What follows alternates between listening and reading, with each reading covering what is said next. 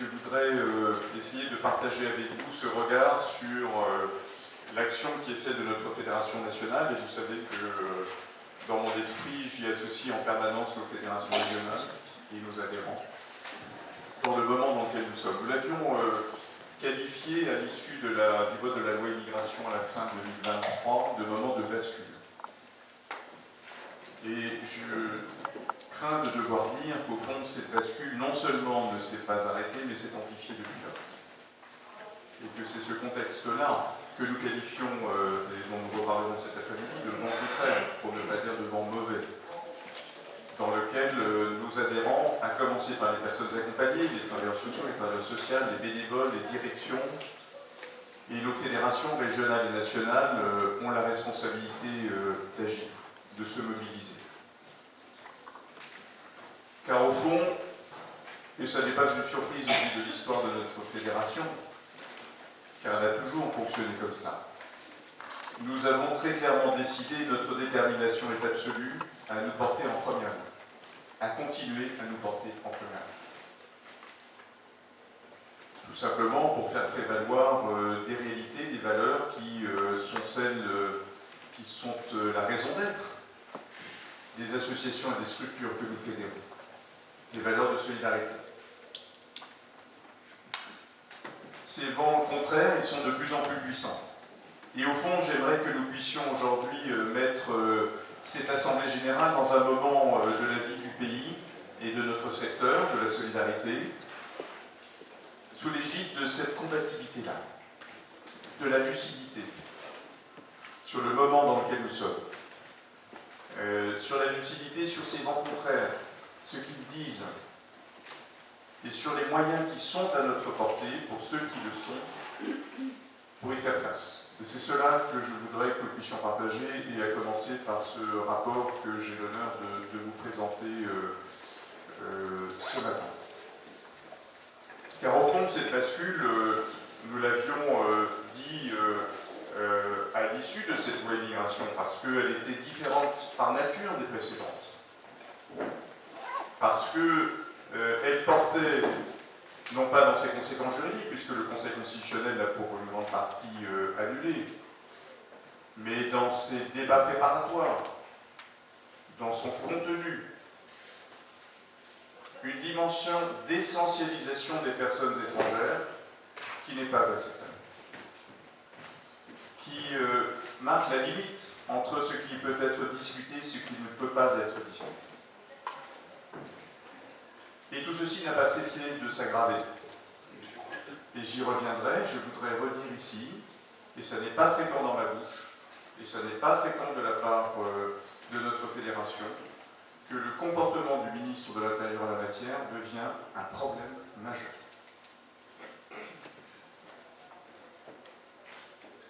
Il n'est pas le seul, mais au sein de ce gouvernement, il est au gouvernement, il est celui qui instrumentalise et propage cette vision des étrangers dans notre pays, qui alimente cet aspect.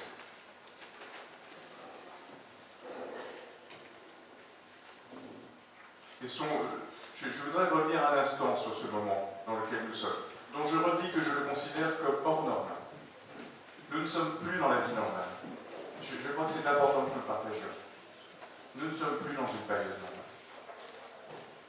Nos adhérents, les personnes que nous accompagnons, les travailleuses et les travailleurs sociaux, les bénévoles, les directions, sont au cœur du cyclone. Tout simplement parce qu'hélas, dans ces moments, et j'y reviendrai, où la société travaillait, ce qui relève de la solidarité, ce qui relève de la capacité à dépasser ses propres difficultés réelles, je le redis ici, et c'est, vous le savez, à mes yeux, fondamental, la lucidité sur ce qui travaille les Français et les Françaises dans ce pays, leur fragilisation économique, sociale, culturelle, identitaire. C'est tout cela aujourd'hui qui alimente la bascule et qui est instrumentalisé. Et qui fait que les valeurs qui sont les nôtres, à travers la dénonciation de ce qu'il est convenu d'appeler de plus en plus dans le débat public l'assistanat, à travers la dénonciation des étrangers. C'est cela qui fait que c'est particulièrement dur et violent pour les personnes que nous accompagnons, pour vous, pour nous, pour les acteurs et les actrices du travail social, pour les bénévoles, pour les directions. C'est pour ça que nous en prenons plein la tête. C'est pour ça que c'est dur. Et c'est ce que je vois partout où je vais dans les fédérations régionales et chez mes adhérents. C'est cela que notre fédération a d'abord pour vocation de recueillir cette parole-là, cette parole de la violence qui s'exprime de plus en plus fort, qui nous empêche de travailler dans de bonnes conditions. Et c'est parce que nous sommes au cœur du cyclone que notre responsabilité est majeure. Que nous avons la responsabilité plus que jamais dans ce moment-là. Et c'est ce que nous avons cherché à faire en 2024. C'est ce que nous continuons à essayer à faire en 2025 et ce qu'à mes yeux nous devons continuer à faire. C'est notre responsabilité en tant que fédération, et encore une fois nationale et régionale, à chaque fois dans la diversité de ce que nous sommes, d'être un point fixe. Un point fixe sur les valeurs, mais pas un point fixe qui raconte n'importe quoi, qui fait de la démagogie, qui ajouterait de la colère à la colère, qui hurlerait, ajouterait des hurlements, qui expliquerait aux gens qui sont fragilisés que sont tous des racistes et des salauds. Ça ne servirait à rien, ce serait même profondément contre-productif. Non, une fédération qui constitue un repère. Et ça, je le vois bien. Fabrice, hier encore dans ton assemblée générale en Normandie, où j'ai eu le plaisir de t'accompagner, c'est ça que j'ai ressenti. Cette contribution-là de nos adhérents, cette attente-là de nos adhérents. Ces vents contraires, ou ces vents mauvais, je voudrais les caractériser à travers trois éléments qui ont marqué l'année 2024 et qui sont toujours présents, et qui sont même et qui soufflent de plus en plus fort. La première dimension, c'est le repli budgétaire à l'aveugle. J'insiste toujours à l'aveugle parce que le repli budgétaire, je fais partie de celles et ceux, peut-être à tort, qui pensent qu'il y a trop de dettes publiques dans ce pays-là. Et qu'accumuler les déficits, ce n'est pas une façon de gérer un pays. Mais la question, à mes yeux, est de savoir si ce sont les plus fragiles et celles et ceux qui les accompagnent qui peuvent en payer le prix. Or, c'est cela qui se passe. Et c'est cela qui met les personnes, à travers les politiques publiques, et nos structures en très grande difficulté. On le reverra cet après-midi avec les premiers résultats, avec Margot et Emmanuel, de l'enquête auprès des adhérents qui donnent de premières indications sur la fragilisation du secteur, qui est un élément de préoccupation majeure dans la période. Au vu de la situation des personnes, de la pauvreté et de la précarité, que nos structures, nos associations soient de plus en plus fragilisées, au point que je dois sans cesse rappeler aux responsables gouvernementaux et préfectoraux que je ne peux pas garantir que nous serons toutes et tous là, présents à la prochaine crise, qu'en réalité la menace aujourd'hui, c'est que ce tissu fondamental qu'est le monde associatif disparaisse en partie. Et on le voit à travers la situation des trésoreries, on le voit à travers un État qui est de plus en plus impécunieux, de plus en plus en retard dans les versements, des structures qui ont des difficultés de fonds propres, on le verra tout à l'heure. Et donc ce repli budgétaire, il n'est pas aujourd'hui massif, je dois la vérité de le dire.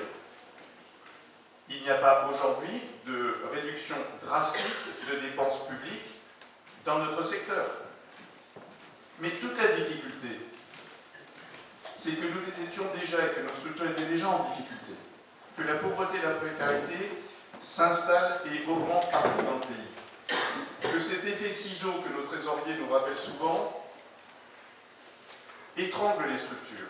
La hausse des coûts salariaux, la manière dont le Ségur n'a pas été intégralement pris en compte, la hausse des prix, c'est tout cela qui fragilise considérablement et qui fait qu'aujourd'hui, ce repli budgétaire à l'aveugle, et qui relève aussi de choix de politiques budgétaires et fiscales qui sont aujourd'hui problématiques.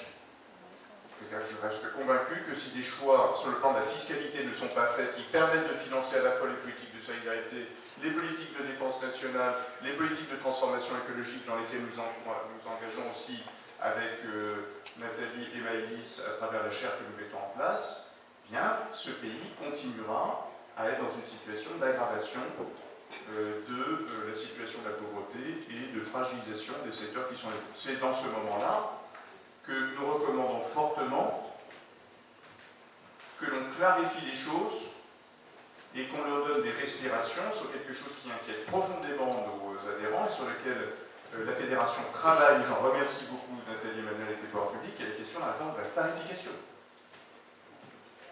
qui est pour nous un enjeu majeur, j'y reviendrai, et qui doit faire l'objet, continuer de faire l'objet. Je sais que Nathalie organise pour très prochainement un webinaire avec les adhérents qui le souhaitent, c'est discuter dans la fédération régionale. J'ai vu en Normandie comme ailleurs que la Dial, je la remercie, et heureusement que nous avons des points d'appui dans l'administration comme la Dial, c'est discuter, il faut que nous en délibérions, et on en reparlera. Mais je pense pour ma part qu'une réforme est nécessaire, parce que ce système est illisible, et que si nous ne participons pas à une réforme intelligente, la violence de la convergence tarifaire s'exercera contre nous. Simplement, c'est à nous de donner de la force dans la négociation pour que cette réforme de la tarification soit intelligente et utile.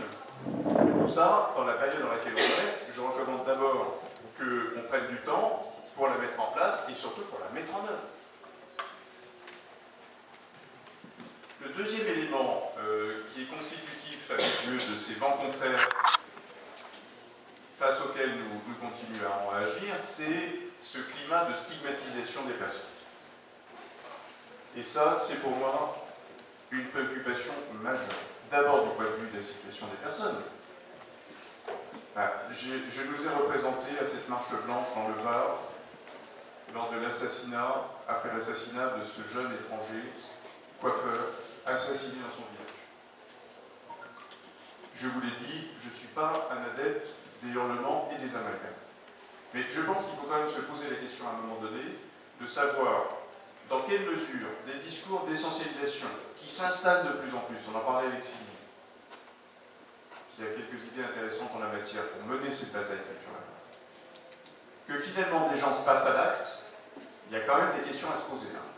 Et moi, je peux vous dire que j'ai recueilli la parole des personnes dans ce village du Var, où il n'y avait personne, il n'y avait pas un représentant de la préfecture.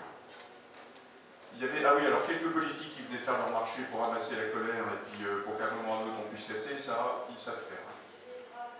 Mais la parole des gens, inquiets, en colère, elle était là. Ce climat de stigmatisation, il est là. Il pèse sur les personnes et il pèse sur les conditions d'intervention de nos adhérents. Quand on est dans un climat où de plus en plus on explique que les bénéficiaires du RSA sont des feignants payés à ne rien faire et que c'est leur faute, ou que les étrangers par nature sont un problème, on installe un climat qui est un problème majeur. Et je le redis, je considère qu'en la matière, le ministre de l'Intérieur porte une responsabilité majeure.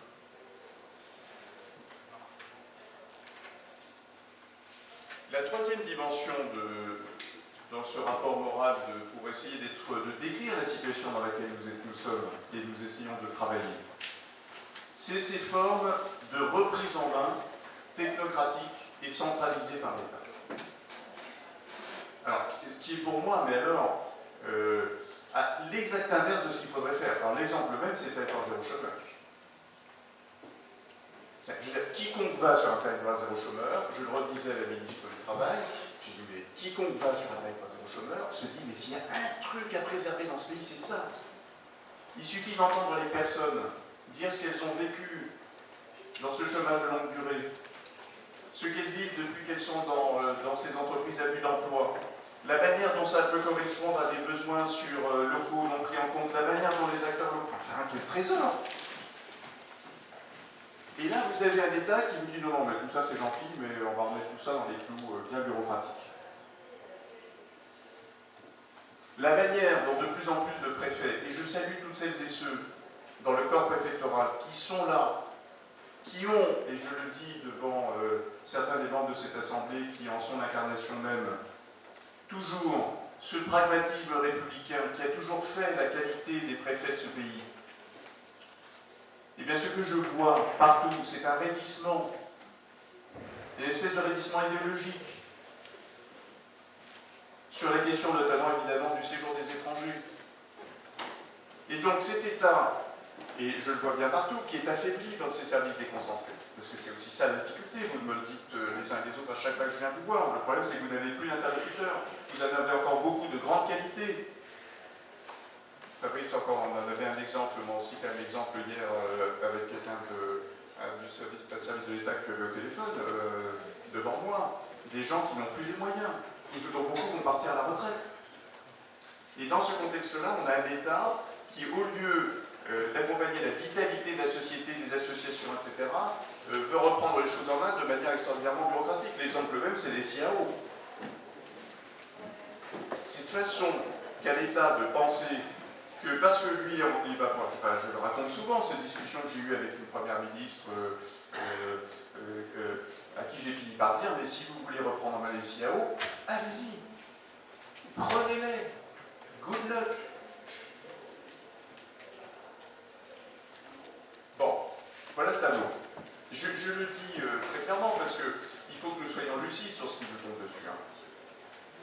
Et donc la responsabilité de la face, depuis toujours, notamment depuis 2024, avec cette loi immigration, avec ses propos sur le RSA, etc., a pour responsabilité majeure de constituer un repère, une référence, et d'ouvrir des perspectives et de donner du sens, parce qu'on en parle souvent avec Nathalie. Ce qui nous frappe, Nathalie, c'est quand même cette sensation qui pèse sur les acteurs, qui pèse sur vous, qu'il n'y a pas de perspective. Je le dirai au Premier ministre que j'aurai le plaisir de voir dans quelques jours. Je vais lui dire, je vais dire, Monsieur le Premier ministre, le repli budgétaire à l'aveugle, la stigmatisation des personnes, la reprise en main technocratique et verticalisée par l'État, ça ne fait pas une perspective pour ce pays, ça ne fait pas une perspective pour sa cohésion sociale, ça ne fait pas une perspective pour des acteurs sociaux dont on ne cesse de louer la qualité et avec raison. Et je le lui dirai d'autant plus que j'ai confiance dans sa capacité à l'entendre. Et donc face à cela, qu'est-ce que nous essayons de faire, que nous allons continuer à faire si vous en êtes d'accord? D'abord, continuer, parce que c'est dans notre ADN, on est fait comme ça, et heureusement, à occuper tous les espaces de coopération avec les pouvoirs publics. Et qui existent. Moi, je veux saluer l'action de Valérie Létard, ministre du Logement, dans les négociations budgétaires, dans la manière dont ces services travaillent avec nous et dont nous travaillons avec elle.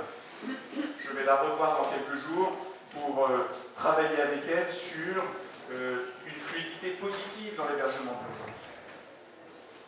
Comment est-ce que nous pouvons, de manière lucide, efficace, et je le dis devant le président du SAMU social de Paris, que je remercie de sa présence parmi nous, sur de la fluidité positive, des solutions pour les personnes.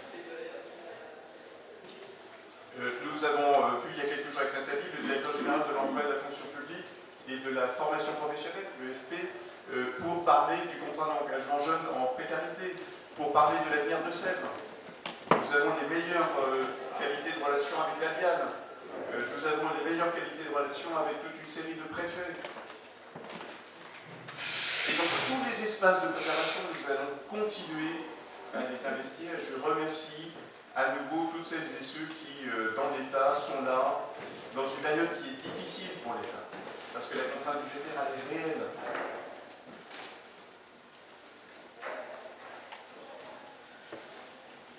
Coopérer avec l'État, mais aussi, de plus en plus, apprendre à mettre des limites. Vous le savez, j'en suis convaincu, je le partage avec vous, je continue à le faire aujourd'hui. Nous sommes dans une période où, de plus en plus, il faut savoir, à certains moments, dire non ou s'y préparer. Je sais que ce n'est pas simple dans notre secteur. Parce que dans notre secteur, on est là pour les gens.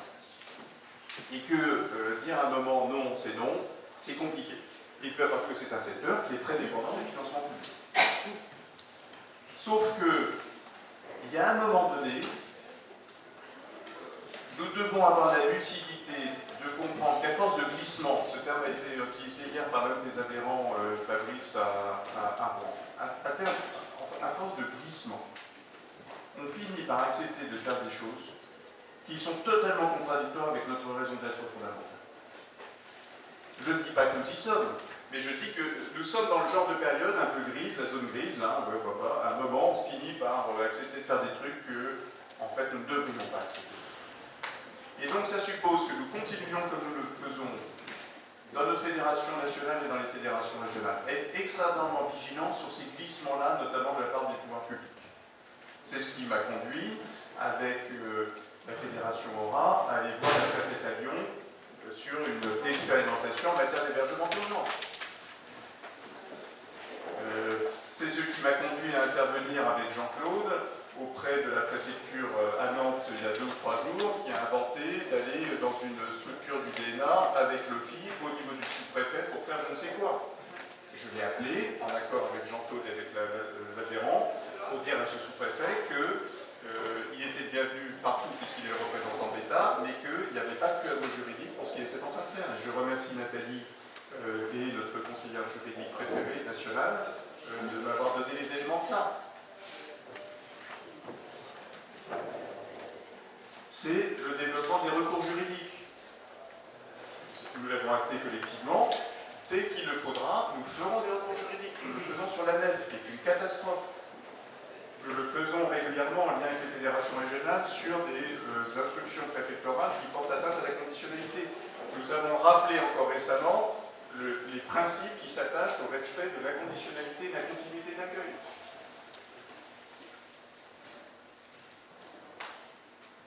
J'insiste à nouveau sur un point, et vous le savez à mes yeux fondamental.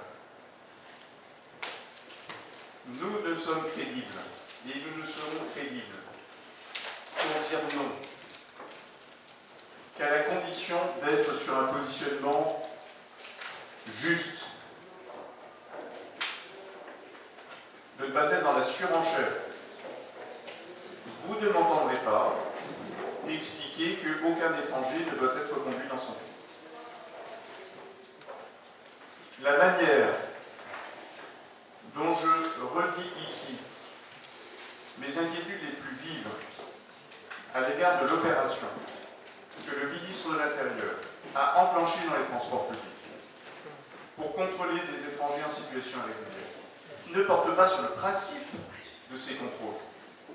Dans notre République, le droit au séjour a des limites, et il doit être respecté, et elles ne sont pas respectées. C'est pas cela que je mets en cause. Ce que je mets en cause, c'est que non seulement le ministre de l'Intérieur ne règle pas la situation de toutes ces personnes, mais que sa politique elle-même met ces personnes dans la précarité. Qui est-ce que ces forces de police vont contrôler dans ces opérations? Nous le savons très bien. Des étrangers qui avaient des papiers qui n'en ont plus parce qu'ils ont pris rendez-vous à la préfecture. Que fait le ministre de l'Intérieur? Des étrangers qui travaillent, qui devraient être régularisés et que le ministre de l'Intérieur interdit de régularisation. Des étrangers qui devraient avoir des papiers qui ne posent aucun problème d'ordre public. Donc je vous donne cet exemple-là, mais je pourrais vous donner aussi l'exemple de l'hébergement d'urgence. Je redis que l'inconditionnalité de l'accueil ne signifie pas qu'il faille absolument que les étrangers sans papier puissent aller dans la CHR. Je le redis, parce que je pense que si on défend ça, on n'est pas crédible. Par contre, que toute personne, quelle qu'elle soit, quelle que soit sa situation administrative, doit être prise en charge, accueillie dans les conditions qui conviennent, c'est ça l'inconditionnalité. Je le redis parce que dans cette période où la société est travaillée, où les instrumentalisations sont massives, il est indispensable que nous ayons des positionnements et des expressions crédibles.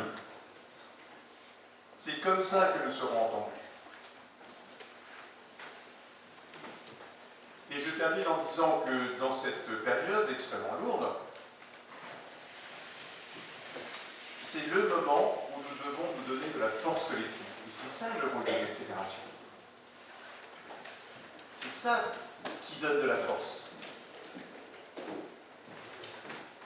Et notre fédération a un rôle majeur à jouer. Elle a commencé à le faire, elle doit continuer à le faire plus que jamais. D'abord, en encourageant, en accompagnant la coopération entre adhérents. Nous l'avons fait, j'en remercie les fédérations régionales, sur la question de la réduction des places CADA. Ce doit être un réflexe maintenant permanent. Ne laissons plus nos adhérents en tête-à-tête avec l'État. Ne laissons plus l'État jouer les uns contre les autres. C'est la raison pour laquelle j'étais si heureux, on l'entendra tout à l'heure, d'être présent hier à la signature de cette charte des SIAO portée par la Fédération Normandie, Fabrice et Aurélie. Partout, il faut que nous puissions être l'espace de cette coopération, d'abord pour que les adhérents partagent la dureté de ce qu'ils vivent, les réussites qui sont nombreuses et la capacité à faire face. Et il revient à notre fédération, encore une fois, de donner du sens dans cette période qui en a de moins en moins. Sur le plan des valeurs, sur le plan de la lucidité, et d'ouvrir de nouveaux espaces. Je pense notamment à la transformation écologique. Je pense aux droits des femmes. Parce que c'est dans cette période-là que nos adhérents ont besoin d'une fédération qui soit à la fois sûre de ses valeurs, flexible dans la manière dont elle comprend ce qui travaille dans sa société, dans ce dont elle s'exprime, et qui ouvre des espaces. Et je le redis, moi il suffit que j'aille dans des assemblées générales de fédérations régionales, chez des adhérents, pour trouver cette force. Et j'entends de leur part qu'ils ont besoin de la fédération pour les aider à donner du sens.